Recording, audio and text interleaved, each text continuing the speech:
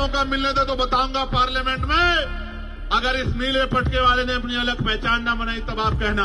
और कि कल तक कोई जो जय भीम नहीं बोलता था, इस अब मैं पार्लियामेंट में जाता हूं तो ऐसा लगता है सारे जय भीम वाले हो गए, इधर वाले भी और इधर वाले भी। एक दिन तो मैं गया, अभी एक विवाद हुआ क्या मेरे पास, महेंद्र बेटा कुछ लिख रहा था, बोले आज तो आपकी पार्टी के बहुत सारे सांसद आए हैं। तो मैंने कहा कि यार अभी तो चुनाव भी नहीं हुआ, सांसद कहां से बन के बहुत सारे। तो बोले बहुत सारे लोग नीला पटका पहन के घूम रहे हैं। तो मैंने कहा नीला पटका पहन के तो बहुत लोग आएंगे, जय भीम का नारा भी बहुत लोग लगाएंगे, लेकिन जब आपको जरूरत होगी और आपकी तरफ आंख उठेगी और आपके अधिकारों पे हमला होगा तो सिर्फ भीम आर्मी और आजाद समाज पार्टी आएगा। वही असली नीले वाला है, वही असली नीले को आगे बढ़ाने वाला है। और अगर आपने एक मौका इनको दे दिया, मैं आपको लिख के देता हूं कि ना फिर आपको किसी और झंडे की जरूरत पड़ेगी, ना डंडे की जरूरत पड़ेगी, ना नेता की जरूरत पड़ेगी, क्योंकि नेता मां के पेट से जन्म नहीं लेते, नेता संघर्ष से पैदा होते हैं। और भीम आर्मी ने संघर्ष करके नेता तैयार किए हैं, जिनको कल तक नकारा जाता था, आज उनको बड़े बड़े नेता फोन करके कहते हैं कि हम पे अपना आशीर्वाद बना के रखना।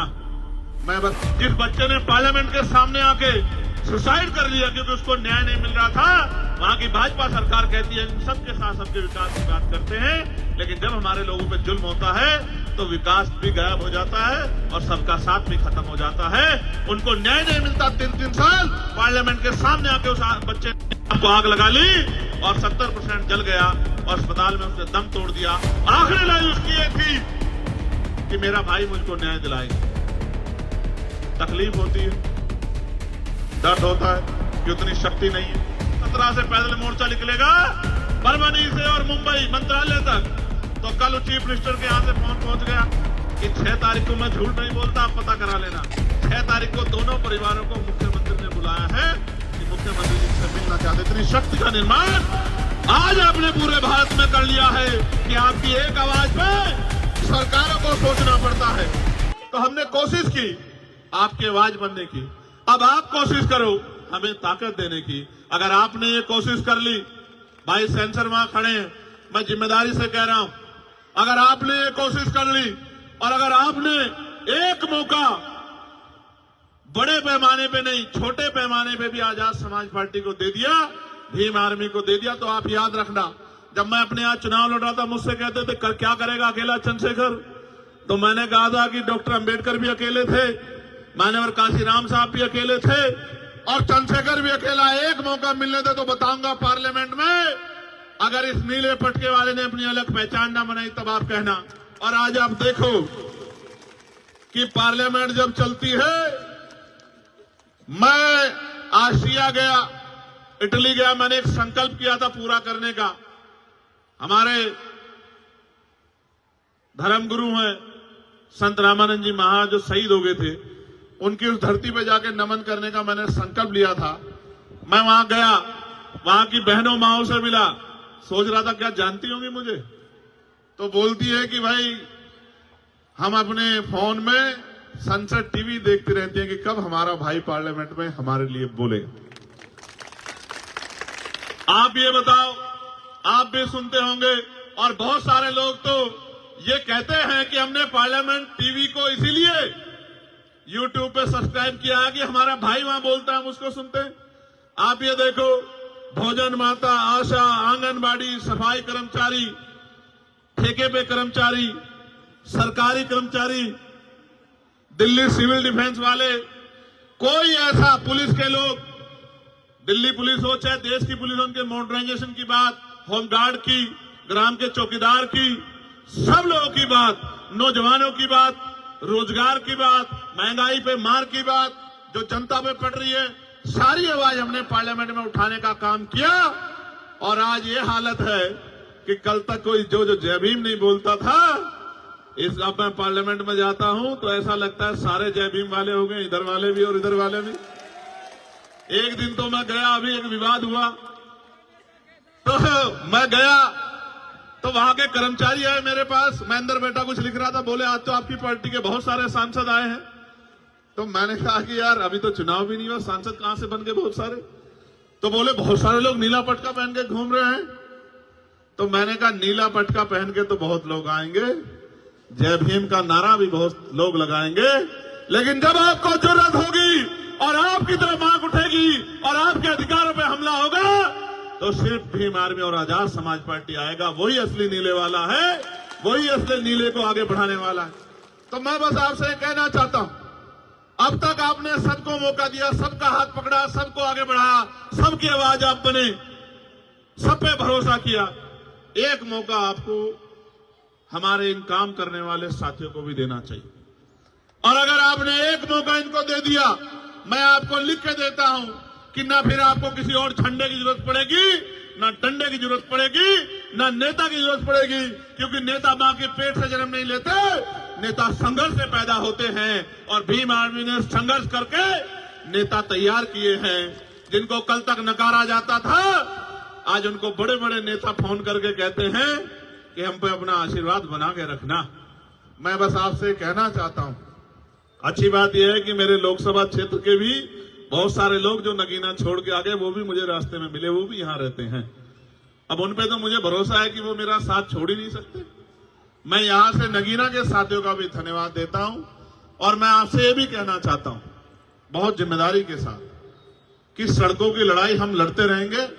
इसका उदाहरण यह है कि 1 तारीख को हम भीमा कोरेगांव गए, 2 तारीख को परभनी में जो हिंसा हुई उन हिंसा के परिवारों से मिले, 3 तारीख को बागपत में जो जुल्म हुआ, जिस बच्चे ने पार्लियामेंट के सामने आके सुसाइड कर लिया क्योंकि उसको न्याय नहीं मिल रहा था, वहां की भाजपा सरकार कहती है सबके साथ सबके विकास की बात करते हैं, लेकिन जब हमारे लोगों पे जुल्म होता है तो विकास भी गायब हो जाता है और सबका साथ भी खत्म हो जाता है। उनको न्याय नहीं मिलता। 3-3 साल पार्लियामेंट के सामने आके उस बच्चे ने आपको आग लगा ली और 70% जल गया और अस्पताल में उसने दम तोड़ दिया। आखिरी लाइन उसकी ये थी कि मेरा भाई मुझको न्याय दिलाएगा। तकलीफ होती है, दर्द होता है कि उतनी शक्ति नहीं है, लेकिन मैं आपसे कह रहा हूं, अभी मैं परभनी गया, वहां सोमनाथ सूर्यवंशी की पीट पीट के पुलिस ने हत्या कर दी और उसके गम में हमारे एक नेता, वो गाड़े साहब उस दुनिया में नहीं रहे, महिलाओं को पीटा, नौजवानों को पीटा, बहनों को पीटा, घर में घुस के बच्चों को पीटा सरकार के इशारे पे। तो हमने कहा 17 से मोर्चा निकलेगा। आप शक्ति देखो किसे कहते हैं। मैंने कहा 17 से पैदल मोर्चा निकलेगा परभनी से और मुंबई मंत्रालय तक।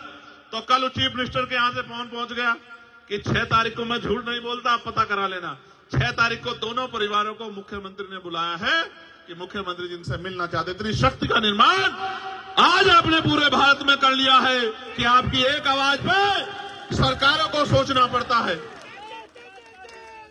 आप ये सोचो, ये तो तब है जब अभी संवैधानिक शक्ति उस पैमाने पे नहीं है। आप ये सोचो जिस दिन संवैधानिक शक्ति होगी।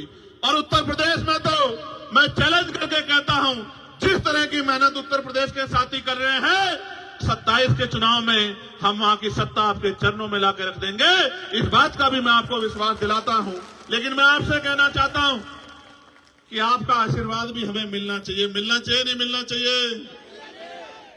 देख लो, मदद करोगे नहीं करोगे? नहीं, दोनों हाथ उठा के बताओ। नहीं, दोनों हाथ से बात नहीं बढ़ेगी। अपनी अपनी जगह पे खड़े होके बताओ मदद करोगे नहीं करोगे? अच्छा, 1 मिनट बैठ जाओ। आखिरी बात बता देता हूं, ये मेरे कान में इन्होंने कुछ कहा। आप अब देखो, मीडिया के साथी भी यहां खड़े रिकॉर्ड कर लेना।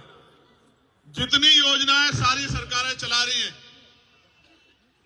दोबारा कह रहा हूं, फ्री बिजली, फ्री पानी, फ्री ये और भी कुछ टैक्सेस, उनकी सारी योजनाएं, और उन योजनाओं पे भी प्लस करके, मैं किसी की योजना ना गिनाता, मैं संवैधानिक शक्ति को समझता हूं।